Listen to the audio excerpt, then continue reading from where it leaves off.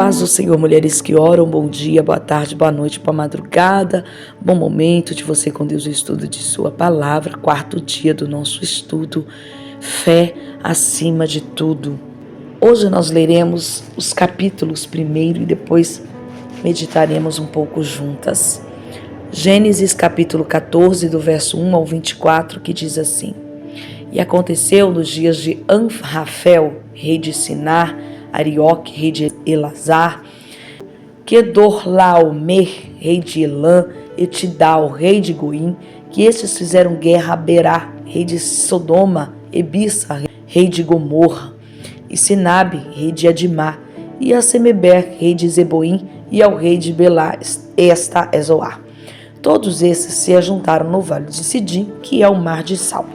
12 anos haviam servido a Quedorlaomer, mas ao 13º ano rebelaram-se, e ao 14º ano veio Quedorlaomer e os reis que estavam com ele, e feriram aos Refaíns em Asterote Carnaim, e aos Zuzins em An, e aos Emins em Savé, Quiriataim, e aos Oreus no seu monte Seir, até a campina de Parã, que está junto ao deserto. Depois tornaram e vieram a En-Mispat, que é Cádiz, e feriram toda a terra dos Amalequitas e também os amorreus que habitavam em Azazon Tamar. Então saiu o rei de Sodoma, e o rei de Gomorra, e o rei de Adima, e o rei de Zeboim, e o rei de Belá, esta é Zoar, e ordenaram batalha contra eles no vale de Sidim, contra Quedorlaomer, rei de Elã, Etidal, rei de Goim, e Amrafel, rei de Sinar, e Arioque, rei de Elazar, 4 reis contra 5. E o vale de Sidim estava cheio de poços de betume, e fugiram os reis de Sodoma e de Gomorra, e caíram ali. E os restantes fugiram para o monte, e tomaram toda a fazenda de Sodoma e de Gomorra, e todo o seu mantimento, e foram-se. Também tomaram a Ló, que habitava em Sodoma, filho de irmão de Abrão, e a sua fazenda, e foram-se. Então veio um que escapara e o contou a Abrão, o hebreu. Ele habitava junto dos carvalhais de Manré, o amorreu, irmão de Escol e irmão de Arner. Eles eram confederados de Abrão.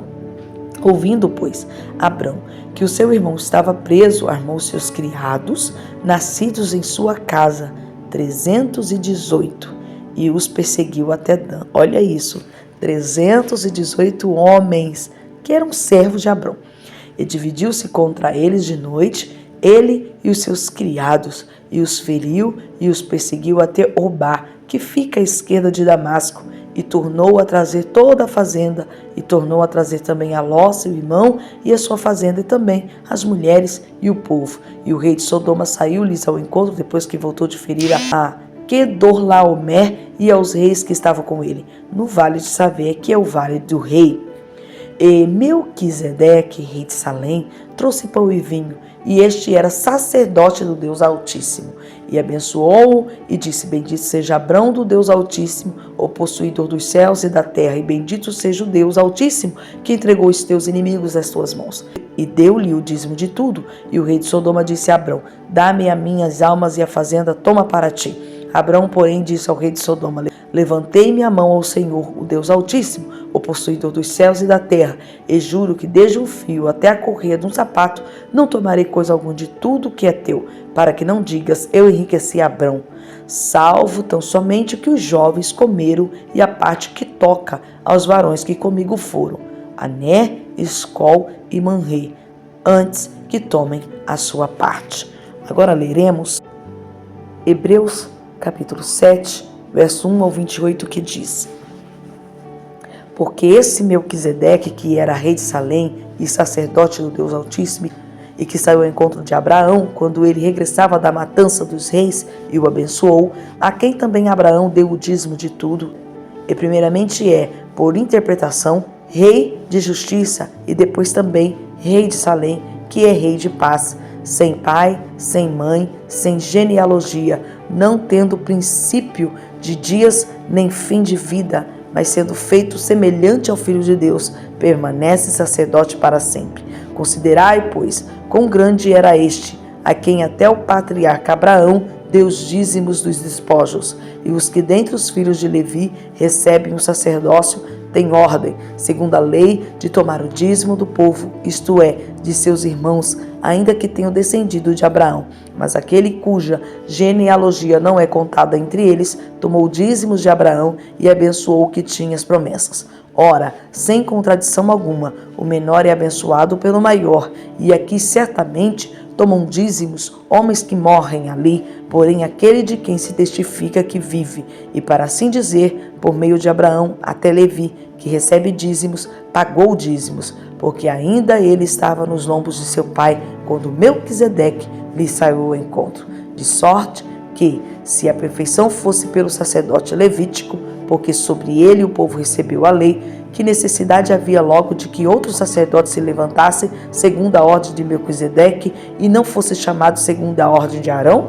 Porque mudando-se o sacerdócio, necessariamente se fez também mudança de lei, porque aquele de quem essas coisas se dizem pertence a outro tribo, da qual ninguém serviu ao altar, visto ser manifesto que nosso Senhor procedeu de Judá, e concernente a essa tribo nunca Moisés falou de sacerdócio.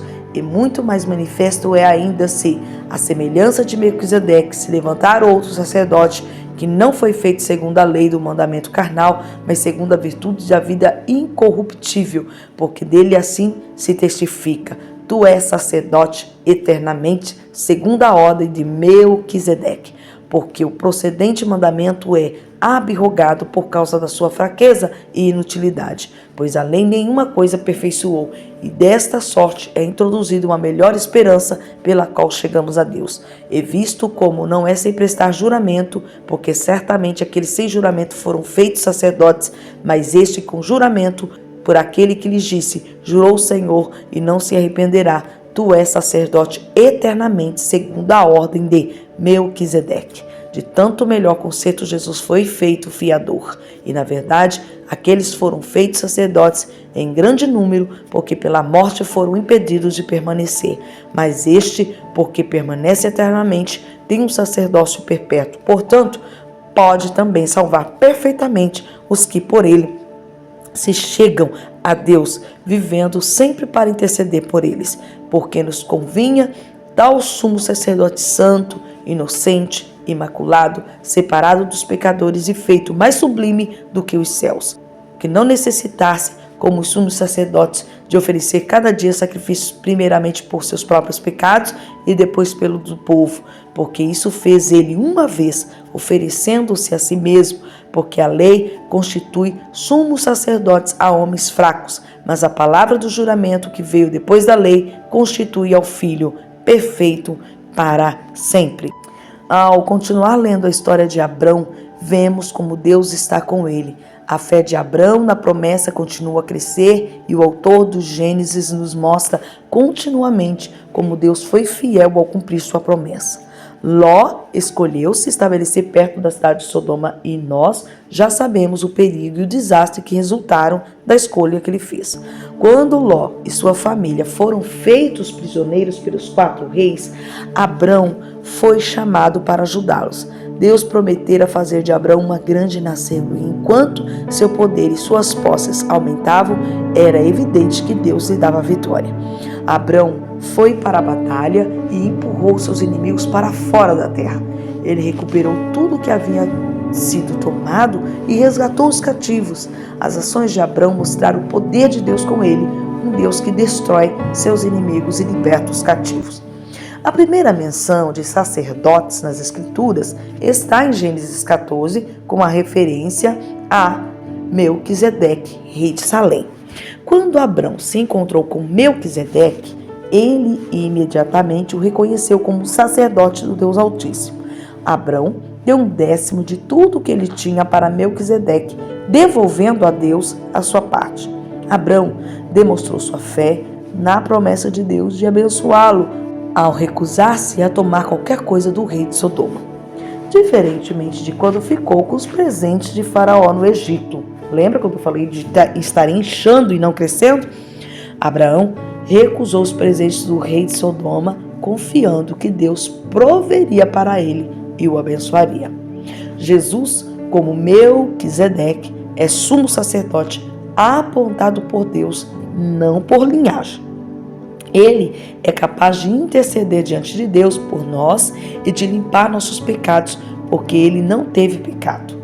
Ele é o nosso sumo sacerdote, sempre intercedendo diante de Deus a nosso favor.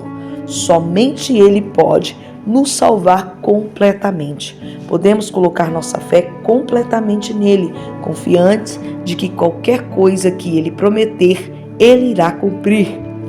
Somente ele pode salvar completamente, interceder, destruir nossos inimigos e libertar os cativos. Talvez você, ao me ouvir lendo os textos bíblicos, fique um pouco confusa. Por isso, eu oriento você a estar com a tua Bíblia, a parar, a fazer anotações, a meditar e entender aí o que Deus está falando. Vamos então ressaltar alguns pontos. Abraão compreendeu que inchar não é crescer.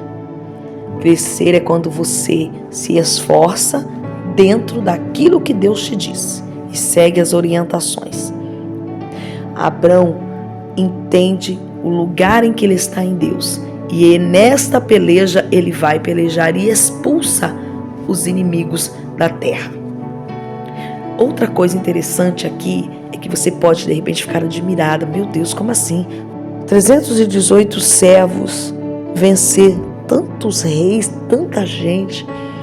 Olha, aqui tá exército, soldados de elite, gente. As polícias têm, né, os seus policiais de elite, o exército tem os soldados de elite. Aprendeu com Abraão, minha gente, vocês estão por fora. Deus é Deus de estratégia e o Senhor estava com Abraão. E eles venceram porque o Senhor estava com ele. Agora, então, uma coisa interessante acontece que quando eles voltam, Melquisedeque o recebe e Abraão, olhando para ele, o reconhece. E Melquisedeque aparece na Bíblia, como nós lemos, e o escritor aos Hebreus explica muito bem, dizendo assim: não aparece a linhagem de Melquisedeque, não aparece de onde ele vem nem para onde ele vai, ele simplesmente aparece na história. Representando quem, gente? O sumo sacerdote eterno, que não tem origem, uma origem, né, de pai, de mãe. Não tem, mas é para sempre. Assim é o nosso Cristo. Ele não tem uma origem que seja explicada pela ciência. Não há, mas ele é o sumo sacerdote constituído por Deus para sempre. Os sacerdotes de Levi, da tribo de Levi, foi constituída por Deus, sim, mas para homens, para que os homens seguissem regras, a lei que o próprio escritor aos Hebreus disse que para nada serviu. E talvez você diga, como assim, se nada serviu? A lei foi como uma babá, cuidando do povo. Mas quando você olha para uma babá, ela não tem poder sobre aquela a quem ela cuida. Ela está ali cuidando, mas a responsabilidade, o poder de decidir não está com ela. E quando observamos a lei, embora ela estava ali para cuidar, não trouxe salvação ao povo.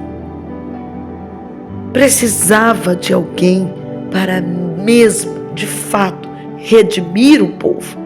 E este era Cristo. A lei apenas apontava a alguém responsável, alguém maior, alguém que será eterno e que vai resolver, sim, não vai ficar apenas aqui tentando cuidar, não, vai resolver a questão. Ele, o sacerdote eterno.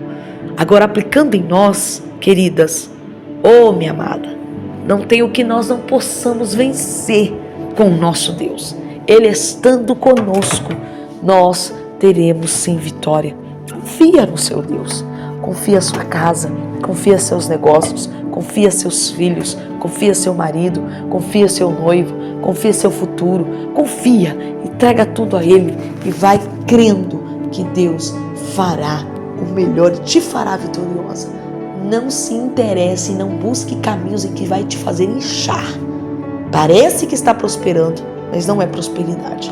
Confia no Deus que te disse que vai abrir a porta, que vai te colocar no lugar. Faça a tua parte, estude, se aplique, economize, seja vigilante, seja prudente, não se guie por vista. E o Deus que te fez a promessa te fará chegar longe. Não se esqueça de ser fiel à palavra de Deus. Dizime, viu? Abraão fez isso antes de qualquer um aparecer e oferecer ao Senhor o dízimo, né? Oferecer ao sacerdote.